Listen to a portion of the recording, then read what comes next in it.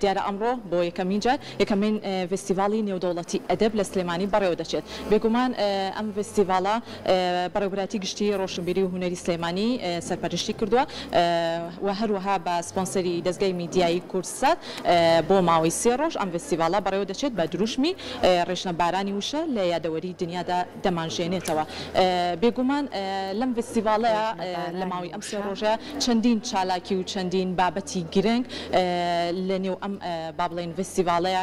ڕنگدانەوەی باشی ئەبێت. بۆی من زانیاریەکان بە ئێوە بە تەواوی بینەرانی ڕۆژێکی نوێ ببەخشم. ئەچمە لای زۆر بەڕێز مامۆستا ئەیوب کیوخاڕۆسەم کا بەڕێزانوک و سەرپەرشتیاری فستیڤاڵ کۆمەڵێک زانیاریمان پێبەخشێت. مامۆستا گیان بێتە لای من سڵاو لێ بێتۆم کاتت باش بێت. سڵاو لە بەڕازت هەموو کاتێکت باش. زۆر سپاس بۆ تۆ.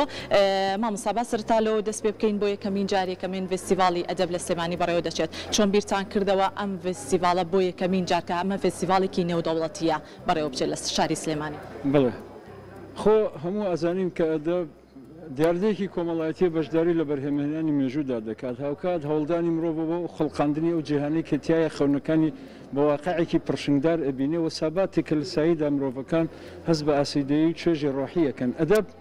هاوتەمەنی ژیانی مرۆڤە، بەشداری کاریگەری لە گەشەکردنی ژیانی کۆمەڵایەتی و باڵاکردنی هۆشی تاکەکان کردەوە، خۆشی گەشەی کردەوە، چەندین ڕێباز و ڕووگەی جیاجای بەخۆوە گرتووە لە مێژویان. اینجا شاری سلێمانی وەکو شارێک خاوەنی توخمە سەرەکیەکانی ژیانی کوردەواریە. بەڕاستی زیادەڕەوی نییە بڵێن لە بواری ڕۆشنبیری بە شێوەیەکی گشتی، یعنی ڕۆشنبیری کەڵێن هونەرە گرێتەوە، ئەدەبە گرێتەوە، لایەنەکانی ترە گرێتەوە لە بواری ڕۆشنبیری، لە بواری کۆمەڵایەتی، لە بواری خەباتی نەتەوەی نیشتمانی، لە بواری چەوسانەوە وەستانەوە چەوسانەوە وستەم. سلێمانی شارێکی زیندوو بۆ هەمیشەوە. لێرە سامانێکی معریفی گەورەی کۆ کردوێتەوە، سامانێکی لە هەموو ڕۆکانەوە کۆ کردوێتەوە. لەبەرەوە ئەمە وای کردووە کە کۆمەڵی خەڵک، گروپی کەشکۆڵ و کۆمەڵی خەڵکی خەمخۆر پارێزگای سلێمانی بەڕێوەبەتی گشتی ڕۆشنبیری هونەری سلێمانی چەند بەڵگەیەکیان پێشکەش کردووە و داواکاریان پێشکەشکەوە سلێمانی وەکو شاری داهێنەری ئەدەب بناسرێ. یۆنسکۆش بە ئەستور بەو بەڵگانانە لە سیویەکی دەی 2019 بڕیارێکی دەرکرد کە سلێمانی بچێتە ببێ بە دەستە خوشکی ئەو 246 شارە کە داهێنەرن لە باری ڕۆشنبیری لە دواری کولتوری بە شێوەیەکی گشتی بەڕاستی. ئەمەش وای کردووە کە سلێمانی بکرێتە ژێر مەسئولەتێکی گەورەتر، خەڵکەکانی ڕۆشنبیرانی بە شێوەیەکی گشتی خەڵکی سلێمانی بکەونە ژێر مەسئولەتێک کە بتوان ئەم نازناوە بپارێزن وەکو شاری داهێنەری ئەدەبی. ئەمەش وای کرد کە بیر بکرێتەوە لە چالاکی گەورەی هەمەلایەنە لە 2020 تا بە هیچ شێوەیەک پەتای کۆرۆنا و نەبوونی بوجە و قەیران بواری نەدا. بۆ ئیمساڵیش کارەکە هاتێ ئێستا ئەم کۆتایی ساڵە.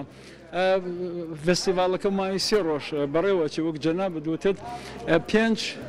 دیدار لە خۆوە گرێت. دیدارەکان یەکیان تایبەتە بن لە کۆڵنەوەی گشتی، دیدار بۆ چیرۆک، دیدار بۆ دەقی شانۆیی، دیدار بۆ ڕۆمان، دیدار بۆ شیعر. لە هەر دیدارێکیشا چەند کەسێک بەشداریەکەن لێ کۆڵەرە خەڵکێکی شارەزا لە بوارە جیاجەکانە هەوڵ درراوە کە هاوسەنگی بپارێزە لە نێوانەوەی پێش و نەوەی ئێستا، هاوسەنگی لە نێوان تخمینێر و تخمیمێ، هاوسەنگی لە نێوان شارەکانی کوردستان، پارچەکانی کوردستان و ناوە دەرەوە. لەبەرەوەی میوانمانەیە لە فەڕەنساوە، لە هۆڵنداوە، لە سویدەوە، لە نەرویجەوە، لە باکووری کوردستان، لە خۆرهەڵاتی کوردستانەوە. ئومێد دەکەین ئەم فستیڤاڵە بتوانێت هەر هیچ نەبێ خوێندنەوەیەکی باش بۆ سامانی ئەدەبی کورد و ئەم سنوورەی سلێمانی کە بۆ بە شاری داهێنەری ئەدەبی بکات. مامۆستاگیان زۆر بە کورتی ئەزانم پاشکەمێکی تر دەستپێکی مەراسیمەکەیە لە یەکەمین فستیڤاڵی نێودەوڵەتی ئەدەب لە سلێمانی. ئەو بابەتانی کە لە ڕۆژ یەکەما کە ئێستا ئێمە لە نێو هۆڵی تەلاری هونەرین، بابەتەکان لە نێو هۆڵی تەلاری هونەرچیە کە ئێستاژە بینین چەندین دەستگای چاپ و بڵاوکردنەوە لێرە ئامادەن، کۆمەڵەیەک تابلۆ لێرەیە. ئەمانە دەستپێکی چالاکیەکانی ڕۆژیە؟ بەڵێ چالاکیەکان سەرەتا لە ناو هۆڵی مستەفا پاشای ئامۆڵکی، یعنی هۆڵە گەورەکەی تەلاری هونەر دەست پێەکەن بەخێرهێنان و دەقەی وەسان بۆ گیانی پاکی شەیدان وتاری لژنەی سەرپەرشتی فستیڤاڵ. بەڕاستی پەیامێکی بەڕێز کاکمەلە بەختیاری تایە بۆ فستیڤاڵ و هەروەها وتاری جەنابی وەزیری ڕۆشنبیری وتاری یەکێتی نووسەرانی کوردی تایە. دوای ئەوە کەسێک بەڕاستی مێژوویەکی زۆر جوانی هەیە لە بواری لێکۆڵینەوەی ئەدەبی کەسێکە خاوەنی دوو شادەی دکتۆرا لێکۆڵینەوەیەک پێشکەشەکە بەناوی دکتۆر حەمەعەلی سوڵتانی دوو پارچە شەعرە خوێنرێتەوە فیلمێکی دیکۆمنتاری پیشان ئەدرێ سەبارەت بە مێژووی ئەدەب لە سلێمانیا لێرەشە پیشانگایەکەیە چەند تابلۆی فۆتۆیە بەڵا لەگەڵ پیشانگای کتێب کە ئەوانە سعات 12 ئەکرێنەوە دوای تەوابوونی هۆڵەکە ئەمانە بە فەرمی ئەکرێنەوە. کانز مانجوونە بی مامۆستایان سپاس بۆ بەڕێزت زۆر سپاس زۆر سپاس بۆ مامۆستایی بڕۆسم کە بەڕێزیان وکو سەرپەرشتیاری فستیڤال بە شێوازێکی ڕاستەوخۆ کۆمەڵێک زانیاری پێبەخشین جا ئێستا چمە لای زۆر بەڕێز کاگالان ڕۆف کە بەڕێزیان وکو بەڕێوەبەری گشتی کتێبخانەی گشتی سلێمانی و هەم لێرەش وکو ئەنجامی لێژنەی فستیڤال بەشدارە لەگەڵمانە کاگالان سڵاو لێبێت و ئەم کاتت باش بێت سەرتا با لەوە دەست پێ بکەم پێگە و ڕۆڵ و بایخی یەکەمین فستیڤاڵی نێودەوڵەتی ئەدەب لە سلێمانی چۆن ئەبینی تا چەندە سەرجەم تاکەکان بە هەم با بڵین بە چین و توێژە جیاوازەکانەوە کاردانەوەیکی باشی ئەبێت بۆ شاری سلێمان. زۆر سپاس بۆ کەناڵی کورسات و دەستگای میدیای کورسات ئەمە یەکەمین فستیڤاڵی ئەدەبی نێودەوڵەتیە کە وەزارەتی ڕۆشنبیری خۆی لە ڕێدا مەزراوە ڕۆشنبیرەکانی لە شاری سلێمانی ئەنجامی ئەدات ئەمە دەستپێکی ئەو فستیڤاڵەیە کە ڕەنگە لە ساڵانی داهاتووە فستیڤاڵی گەورەتر بەخۆیەوە ببینێت. لەناو ئەم فستیڤاڵەدا کۆمەڵە چالێکی زۆر گرنگی تایە لە بواری شعر لێکۆڵینەوە چیرۆک لە بواری دەقیشانۆی زایدن ئەو باس و خواسانی کە لەسەر ئەدەبی کوردی و ئەدەبی غیرە کوردیش لە ڕۆژانی فستیڤاڵە مناقەشە هەڵەگرێەوە خەڵکی زۆر لە دەرەوەی هەرێمی کوردستان و بانگشتی ئەم فستیڤاڵ ئەدەبیە کراوە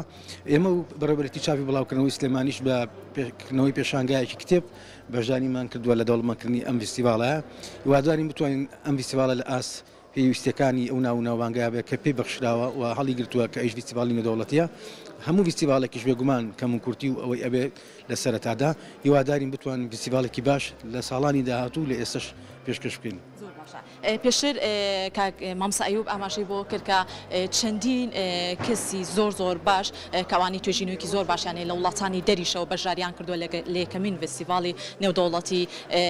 ئەم بابەتە تا چەندە گرنگە بۆ ئەو توێژەڕانی کە لێرە یاخود ئەو پانێڵستانی کە لێرە چەند بابەتێکی گرنگیانێ ئاڵوگۆڕی زانیاریەکانیان بکەن ئەمە لە ڕوانگەی تۆ چۆن ئەبینی ینی ڕۆڵ و پێگەی ئەوان لە هەرێمی کوردستانە بۆ یەکەمین فستیڤاڵ ڕۆڵێکی کاریگەری هەیە بێگومان ئێمە ئەو بەڕێزانی کە لە دەرەوەی هەرێمی کوردستانەوە هاتوون ئەمووی کەسانی شارەزا شاعیر و ئەدەب و خەڵکی ناستاون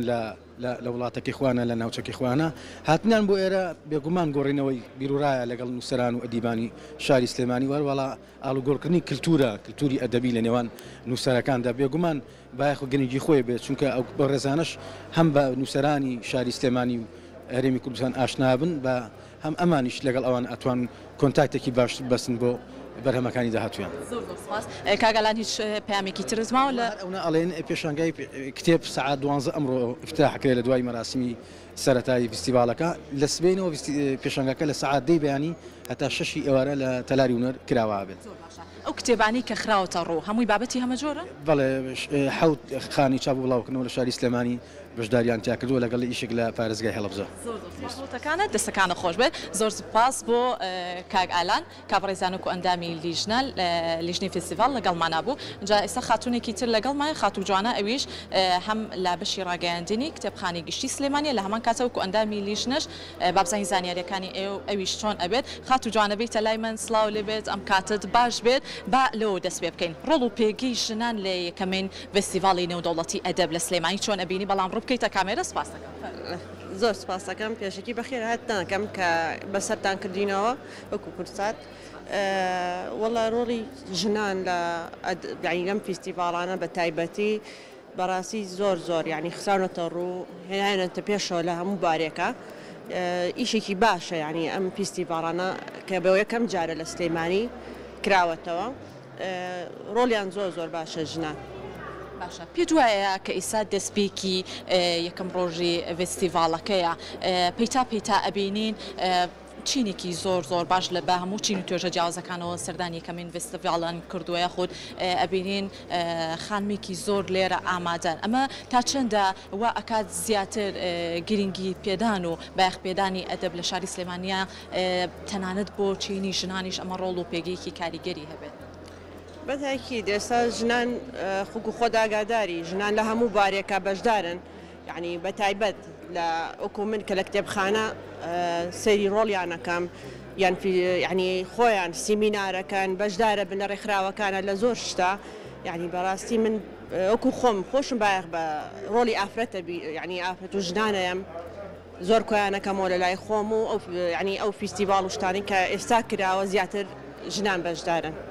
وەک ئەبینین بەشێکی زۆریش لە ئەنجامانی لیژنێ فستیڤاڵ پێکاتون لە زۆرێک لەو خاتورانەی کە لە پانێڵەکانە یاخود و بەڵێ بەڵێ بە خۆشحاڵیەوە زۆر ئافرەتیان بەشدار پێ کردووە لە بەرەوەی خۆتەزانی ئافرەت زۆر چالاکە ناڵم ڕۆلی پیاوکەم کەمەوە بەڵام ئافرەت زۆر چالاکە لەو ڕوانەوە زۆر توانێت متمانە بە متمانەیەکی زۆر بەخۆی کە ئیشاناکەی سەرمەوەکو کتێبخانەی گشتی خۆمان بەشدار ئەم پێ کردووە بە چالاکیێکی لەو چالاکیانی کە کتێبە. زۆر سپاس بۆ وتەکانە زۆر سپاس بۆ تۆ بەڵێ وەکو خاتوو جوانش ئاماژی پێکرمە کاریگەرێکی زۆر باش رووسەکای ساچمە لای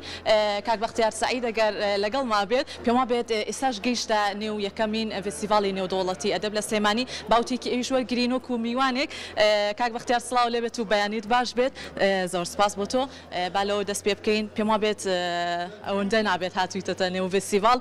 تا چەندە بە گڕوتینێکی باشەوە بەشداریت کرد لە یەکەمین فستیڤاڵی نێودەوڵەتی ئەدەب لە سلێمانی با لە ڕوانگەیەکی وەکۆی کە وەکو میوانێک بەشداریت کردو لەم فستیڤاڵە دیارەبوونی هەر فستیڤاڵێک لە هەر شارێکا بێت